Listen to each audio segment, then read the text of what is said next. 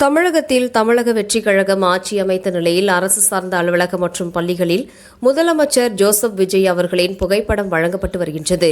அதன் தொடர்ச்சியாக கிருஷ்ணகிரி கிழக்கு மாவட்ட செயலாளர் முரளி விஜய் அவர்களின் ஆணைக்கிணங்க அரசு பள்ளிகளில் மற்றும் அலுவலகங்களில் முதலமைச்சர் ஜோசப் விஜய் அவர்களின் புகைப்படம் வழங்கப்பட்டு வருகின்றது. அதன் தொடர்ச்சியாக கிருஷ்ணகிரி மாவட்டம் மத்தூர் ஒன்றியத்துக்கு உட்பட்ட சாமல்பட்டி மற்றும் அந்தேரிப்பட்டி ஊராட்சியில் உள்ள அரசு மேல்நிலைப் பள்ளிகள் மற்றும் அலுவலகங்களில் வழங்கப்பட்டது. இந்நிகழ்ச்சியில் மத்தூர் மத்திய ஒன்றிய கழக செயலாளர் சாமல்பட்டி சிவா தலைமையில் முதலமைச்சர் ஜோசப் விஜய் புகைப்படம் வழங்கப்பட்டது.